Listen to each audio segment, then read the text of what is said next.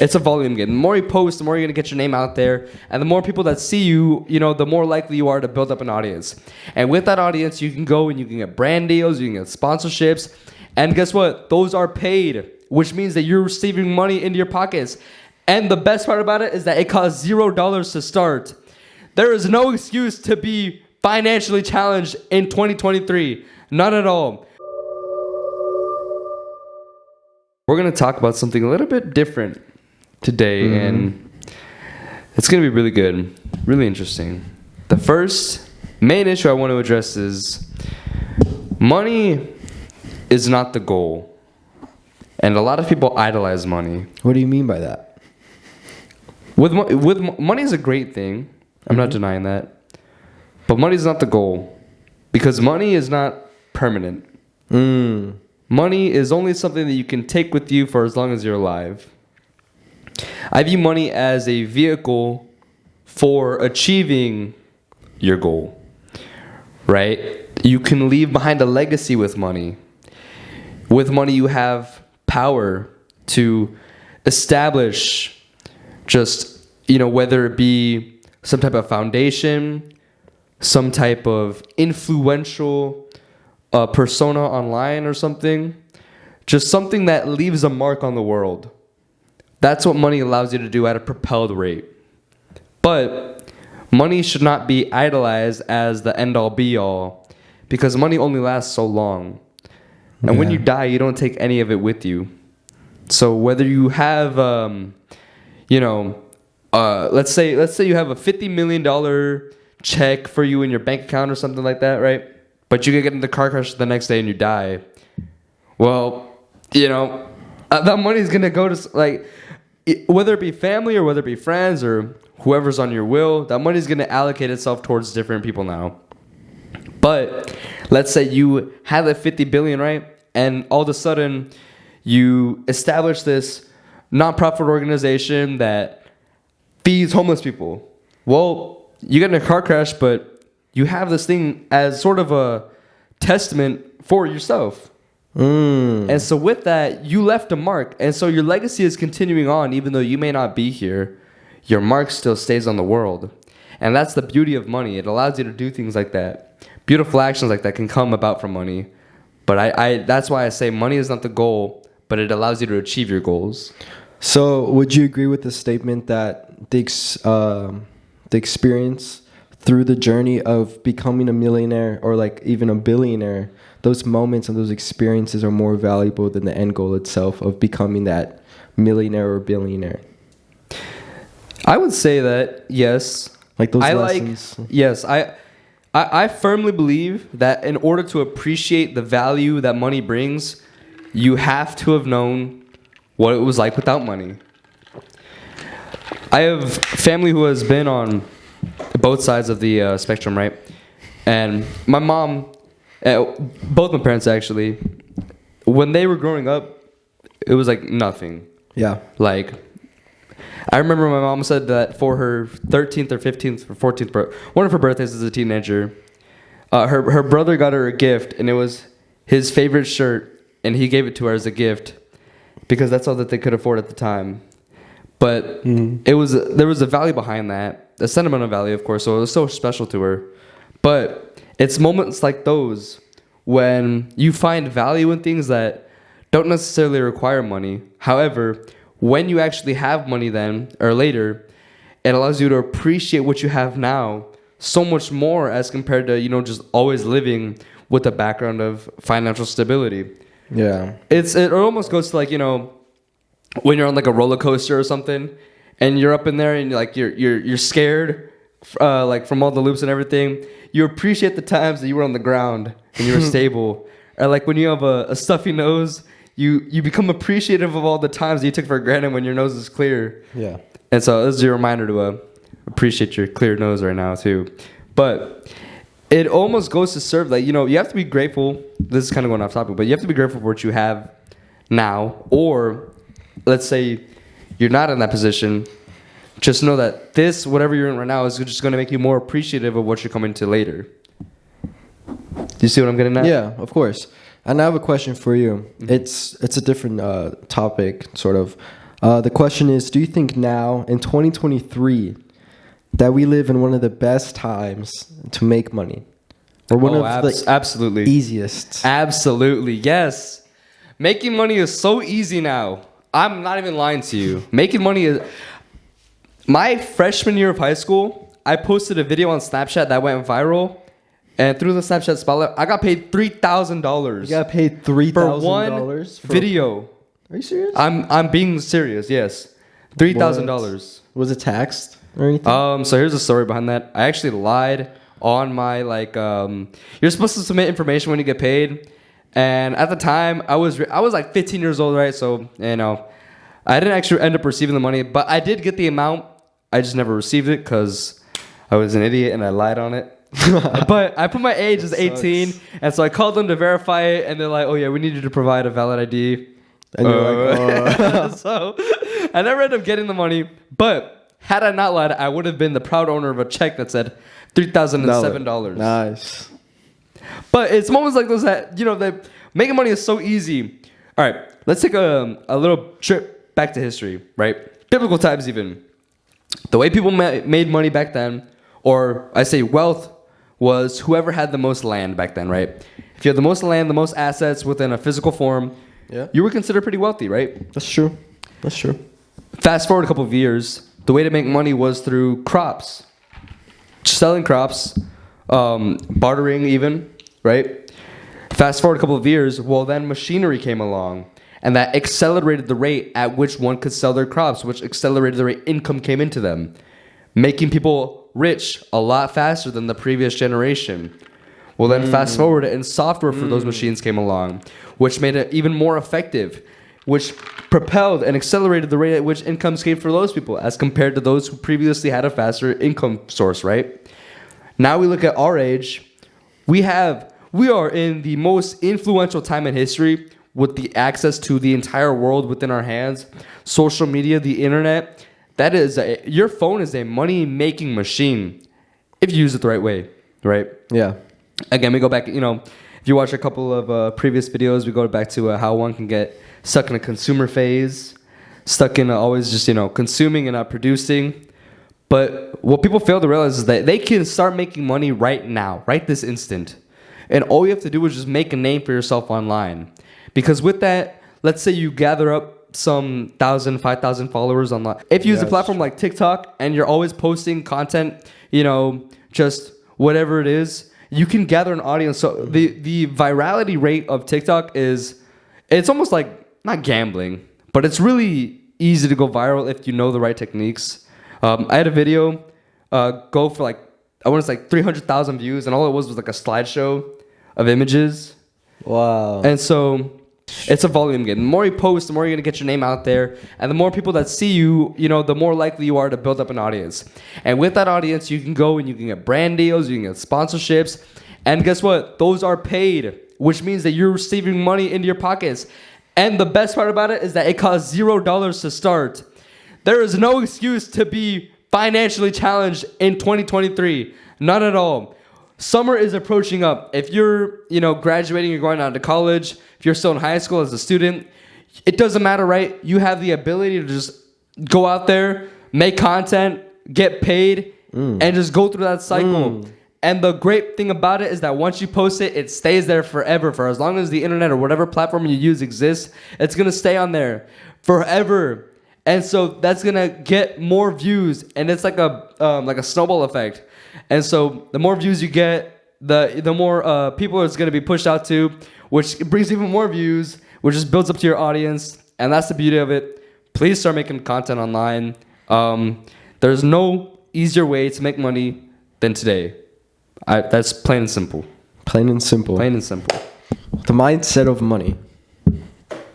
Congratulate. Let's say hypothetically you make $5,000, give or take.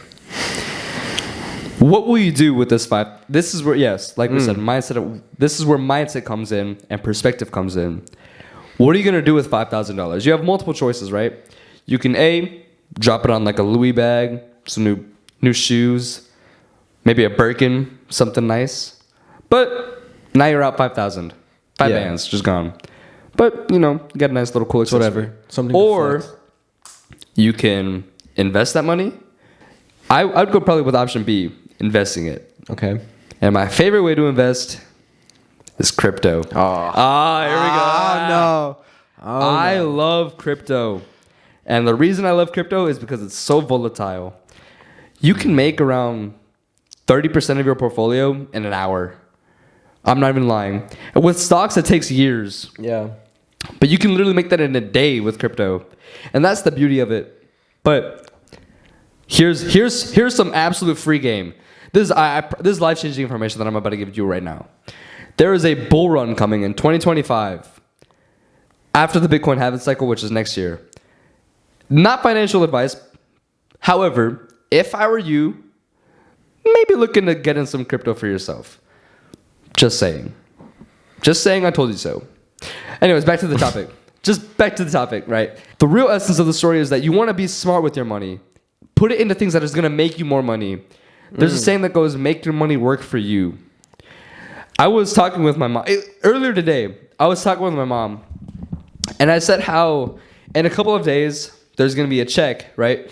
And the first thing she asked me was to put my money towards a consumer, like not consumer, but something that wouldn't make more money. It was like a summer camp or something like that. But, you know, in retrospect, it wasn't a bad thing. However, we had two different visions because I was thinking with that money, I was going to reinvest it back in to make more money. Because why wouldn't you want to make more money, right? That's the whole point of the game, is to accumulate as much money as possible so then you're able to do things later in life. But if you, let's say you start out with a small amount of money and you just spend it, well, now you're back to square one. But if you start with a small amount of money and you invest it, you're going to make, you know, your portfolio is going to grow. And then with that, you keep on reinvesting it. It's going to go like that, right? And even if the growth is not fast overnight, which 99% of the time is not going to be, it's going to be a slow process. Sometimes. Crypto, by the way. Yeah. But, you know, the whole point is that fix your mindset on money. You don't want to be stuck in a consumer mindset, consumerism, right? It's not buy. It's how can you make your money work for you? I love talking about money with people because I can see how they view money and I can see it reflect in their actions. And so the way someone spends their money says a lot about them. Yeah, that's true. And I think that there is like a big problem just looking from a societal point of view. It's just people just want to look rich in the short term instead of trying to build a long-term wealth. And I think it's just like it's like keeping up with the Johnsons or something. The Kardashians? Like that. Which ones? No, keeping up with the like your neighbor basically. Like he's always trying to one up your neighbor. So like instead of okay, like whenever a new iPhone comes out, bro, everybody's talking about the new iPhone or iPhone 15 or whatever. So instead of spending that $1,000 on something that can make you money in the long term, build you wealth, you're going to spend it on something that's going to degrade in value over the next 2 or 3 years. And then the new one's going to come out. And it's just like, people get caught in the cycle of buying consumer goods instead of investing your money, being smart. So what you have to do is just build your knowledge on money. And that's that's the only thing it comes down to, really. If you're trying to become wealthy in any aspect of life, it's about building your knowledge in that one area. Yeah. Yes. Everyone asks, well, you've talked a lot about investment. What do I invest in? The number one thing you can invest in is yourself. Investing in yourself, most of the time, doesn't even require spending money. You can invest in yourself by going to the gym and building up yourself, literally building up muscle, building up just mental strength. That is a huge thing. Building up mental strength, mental fortitude, resilience, all these things that don't require money, you can put into yourself, and that will give you a nice foundation to go out and be able to be properly prepared to have this money. Because that's true. It takes a really strong mind to house a lot of money. There is a reason only 1% of people make it, because only 1% of people have the right mindset and have the right foundation to accumulate that wealth. Because the average person, if you give them a lot of money, they're probably going to go out and blow it on something, right? Maybe a new Lamborghini and then get it repoed. But there's a saying that goes, if you were to take all the money out in the world and give everyone an equal distribution, the money within time is going to reallocate itself into where it used to be. Yeah. And there's reason for that. It's because the people who have money know how to make money, and the people who don't have money, you know, most of the time don't have it for a reason. But there's some, you know, circumstances that go into it. It's a bit more technical. The main point is that it comes down to the mindset and how someone views money. Yeah.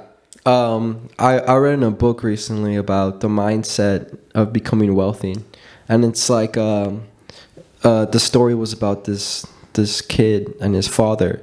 And the kid said, "Oh, look at that Lamborghini." And then the father was like, "That's really nice, son, but would never become rich enough to be able to afford a Lamborghini." Right? And so they drive back home in their Honda. And then they go home with the mindset of never being able to accumulate that amount of wealth to be able to afford something like that. So what you have to do is shift it. You know, like you have to think in terms of the owner of the Lamborghini is like, how are they able to do this? Why am I scraping away every week trying to get food on the table when people are out here winning like crazy? They have so much money that they're able to spend hundreds of thousands of dollars on a car. Yes. You know what I mean? The question you should be asking is, what are they doing that I'm not doing? Oh, that's good. That's good. There is so much money in the world. It's actually ridiculous. No, that's like there is a stupid amount of money in the world. Yeah. And at some point, you have to think of yourself. You have to think to yourself, what are these people doing that live in these baller houses? Like, what do they do that I'm not doing to get to that point? Mansiones, dude. No, actually, like, if you were to just take a stroll down, have you ever seen those videos? I think it was like Daniel Mack on TikTok. He goes up to the car owners. "Oh, what do you do for a living?" Right? Yeah. Those videos, I like use them as like kind of a projection as what that person did to get to that point. Because I guarantee you, 99% of the time, their answer is just gonna be revolve around their mindset of working hard, staying consistent. That's a big thing, and just keeping good habits. With some technicalities involved, right? Obviously. However, you know, it takes a different mind to make a lot of money, essentially. Because an average person is not going to make $5 million. I guarantee you that. But you can turn an average person into someone who has the capability of making $5 million, given that they take into account an investment in themselves, educate themselves, right? Not schooling education. By the way, financial literacy, which is a really big thing that they don't teach in schools. Little preface for our next episode. But my main thing is you are able to make money. With that money, you can make more money. And it's a snowball effect. That's really what it comes down to, is putting your money in the right place at the right time. Yeah, that's true. Would you say, I have a question. Would you say that the mindset of being wealthy is more important than actually accumulating wealth at the end? Does that make sense? If you have the mindset of being wealthy, if you have the mindset of being wealthy when you're poor, do you think that's more valuable than just being wealthy? That's a good question. That is a really good question. Yes. Because I'm not saying that having a lot of money is bad, but I would say rich and wealthy are two different things. But a wealthy mindset, you can be fulfilled. And if that's important to you and you don't necessarily care about the financial aspect, then by all means go for it. In order to be wealthy, you can't just focus on money itself. You have to focus on all these different aspects in life. You can have a bunch of money, but then no time. So what's the point? Or you can have a bunch of time, but no money. So it's about finding the right balance. And yes, it's about really putting yourself in allocating the right amount of energy into all these different aspects in your life to fulfill yourself. Because you don't want to neglect on one thing. It takes a lot. It really does take a lot. And that's putting it into very generalized terms. But it actually takes a lot to maintain a wealthy lifestyle. And not wealthy like, you know, mansions, G-Wagons and all that. But wealthy in every aspect in your life. Like keeping up with yourself mentally, keeping up with yourself spiritually, keeping up with your family, making sure your relationships are good. all that is combined into a wealthy life. If you can do that, if you can have an abundant lifestyle where everything in your life is good, I would consider that wealthy. Yeah, and that's not to say that doing all of those things is easy. In fact, it's absolutely it's really hard to keep on top of every aspect of your life. Absolutely. And I have a question. So would you say that? Oh fuck, I forgot. I forgot. I just forgot. I literally wrote it down. Like I was about to start writing it down, so I wouldn't forget. And then I said that, and I completely forgot. It's all right. Yeah.